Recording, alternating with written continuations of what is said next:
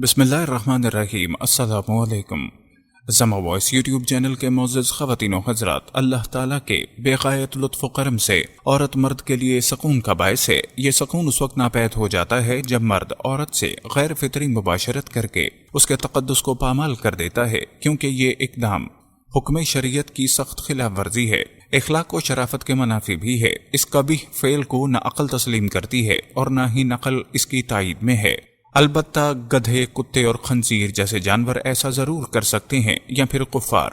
فطرت سلیمہ اور طبیع مستقیم کے حامل مسلمان سے اس جریمہ کا ارتکاب ناممکن ہے۔ عورت کی پشت کو استعمال کرنا گناہ کی سب سے بھیانک اور بدبخت صورت ہے۔ اس سے انسان قوائے فکری اور عملی پر سخت چوٹ لگتی ہے۔ اس قبیح فعل کا نتیجہ ذلت و خسران اور تباہی و بربادی کے علاوہ کچھ نہیں۔ اس کے فاعل کو ہمیشہ ذلت و نامرادی کا منہ دیکھنا پڑتا ہے۔ مغضوب علیہم قوم کے آثار سعیسہ اور اخلاق قبیحہ میں سے ایک گناہ ہم جنس پرستی، عمل قوم لوط اور عورت سے لواطت کرنا ہے۔ فواحش اور رذائل کی لسٹ میں اور طبیعت سلیم کی قراحت اور نقارت کے لحاظ سے یہ گناہ بدکاری سے بڑھ کر ہے۔ کفر کے بعد اس کا نمبر آتا ہے۔ اس کے نقصانات اور بد اثرات معاشرے پر قتل سے بڑھ کر ہیں۔ واضح رہے کہ جس قوم کے اندر یہ بےہودہ اور فحش گناہ پایا گیا، مولا کریم نے انہیں دنیا ہی میں مرقع عبرت اور داستان معزت بنایا ہے۔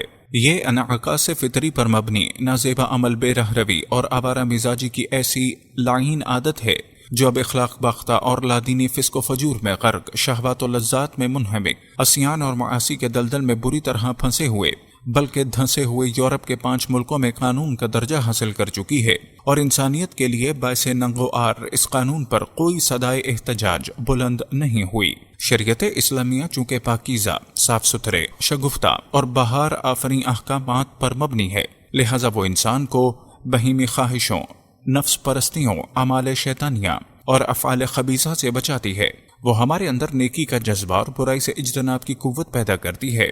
وہ ہمیں ہماری خواہشوں اور تمناؤں کو حد اعتدال فراہم کرتی ہے۔ اس لیے شریعت محمدیہ میں ایسی رذالتوں کے لیے کوئی جگہ نہیں، حتیٰ کہ ایک شخص اپنی حلال اور منقوحہ بیوی کو بھی پشت سے استعمال نہیں کر سکتا، کیونکہ ایسا کرنا مقصد شریعت کے خلاف ہے اور محض حیوانی جذبے کی تسکین ہے۔ عورت سے لواطت ایسا قبیح کام ہے جو شرعاً ناجائز اور حرام اور کبیرہ گناہ ہے، اللہ تعالیٰ کی سخت ناراضی کا باعث ہے۔ اس فعل کی قباحت کو بیان کرتے ہوئے شیخ الاسلام ثانی عالم ربانی علامہ ابن القیم رحمۃ اللہ فرماتے ہیں، پشت میں وطی کرنا کسی نبی کی زبانی جائز قرار نہیں دیا گیا۔ جس شخص نے بعض سلف کی طرف بیوی کی پشت میں وطی کرنے کا جواز منسوب کیا ہے، اس نے غلط بیانی کی ہے۔ عورت سے لواطت ایسا قبیح کام ہے جو شرعاً ناجائز و حرام اور کبیرہ گناہ ہے، اللہ تعالیٰ کی سخت ناراضی کا باعث ہے۔ اس فعل کی قباحت کو بیان کرتے ہوئے شیخ الاسلام ثانی عالم ربانی علامہ ابن القیم رحمۃ اللہ فرماتے ہیں، پشت میں وطی کرنا کسی نبی کی زبانی جائز نہیں۔ حافظ بغوی رحمۃ اللہ کہتے ہیں، بیوی کی دبر میں جمع کرنا حرام ہے۔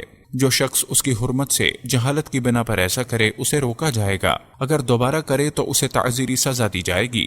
حافظ ابن قصیر رحمۃ اللہ کہتے ہیں، عورتوں کی دبر میں جمع کرنا قوم لوط کے عمل سے ملتا جلتا کام ہے۔ یہ باتفاق علماء حرام ہے، سوائے ایک گروہ کے جو کہ سلف صالحین سے الگ ہو گیا ہے۔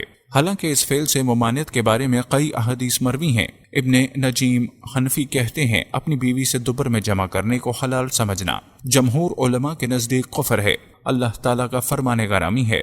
بس جب عورتیں حیض سے پاک ہو جائیں تو ان سے اس طرح جمع کرو جس طرح اللہ نے تم کو حکم دیا ہے۔ اس آیت کریمہ کا مفہوم واضح کرتے ہوئے اور اس فعل بد کی 20 کے قریب قباحتیں بیان کرتے ہوئے حافظ ابن القیم رحمۃ اللہ کہتے ہیں، اس آیت نے 2 طرح سے عورت کی دوبر میں جمع سے ممانعت پر دلالت کی ہے۔ ایک تو اس طرح کہ اللہ تعالیٰ نے عورت کی کھیتی میں جمع کو جائز قرار دیا ہے، اور کھیتی کی جگہ بچہ پیدا ہونے کی جگہ ہے، نہ کہ وہ سوراخ جو کہ گندگی کی جگہ ہے۔ اور فرمان باری تعالیٰ ہے، جہاں سے اللہ تعالیٰ نے حکم دیا ہے، اس سے مراد یہی کھیتی والی جگہ ہے، اور فرمایا تم اپنی کھیتی کو جہاں سے چاہو آؤ۔ اس آیت سے عورت کی پچھلی جانب سے اس کی اگلی شرمگاہ میں جمع کرنے کی بھی دلیل نکلتی ہے، کیونکہ اللہ تعالیٰ نے یہ فرمایا ہے کہ تم جہاں سے چاہو جمع کرو، یعنی آگے سے یا پیچھے سے۔ سیدنا ابن عباس رضی اللہ تعالیٰ عنہما فرماتے ہیں کہ کھیتی سے مراد اگلی شرمگاہ ہے۔ جب اللہ تعالیٰ نے عارضی طور پر لاحق ہونے والی گندگی حیض کی وجہ سے اگلی شرمگاہ میں جمع کو حرام دیا ہے، تو اس سوراخ کے بارے میں کیا خیال ہے جو مستقل طور پر گندگی کی جگہ ہے؟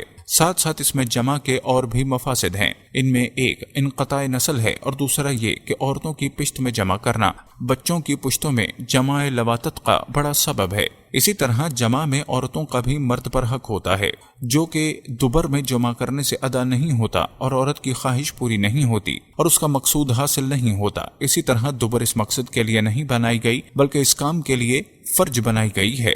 چنانچہ اس کو چھوڑ کر دبر کی طرف جانے والے اللہ تعالیٰ کی حکمت اور شریعت سے تجاوز کرنے والے ہیں۔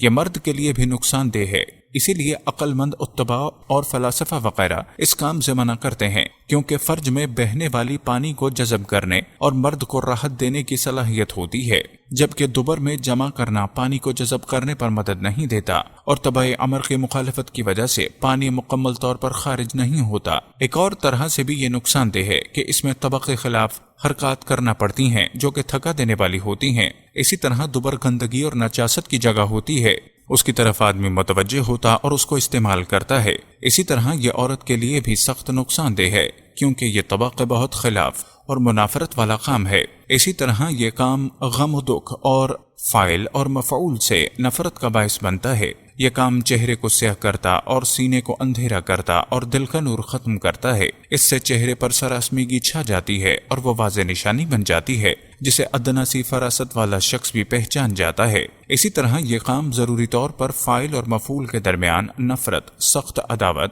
اور قطع تعلقی کا سبب بنتا ہے۔ اسی طرح یہ کام فاعل اور مفعول کی حالت اتنی خراب کر دیتا ہے کہ اس کی اصلاح ممکن نہیں رہتی، الا یہ کہ سچی توبہ کے ذریعے اللہ تعالیٰ کی توفیق شامل حال ہو جائے۔ اسی طرح یہ کام فاعل اور مفعول دونوں سے خوبصورتی کو ختم کر دیتا ہے اور انہیں بدصورت بنا دیتا ہے، جیسا کہ ان کی باہم محبت نفرت اور عداوت میں بدل جاتی ہے۔ اسی طرح یہ کام نعمتوں کے چھن جانے اور مصیبتوں کے چھن جانے کا بڑا سبب ہے۔ یہ اللہ تعالیٰ کی لعنت، اس کی ناراضگی، اس کے اغراض اور بنظر رحمت نہ دیکھنے کا سبب بنتا ہے۔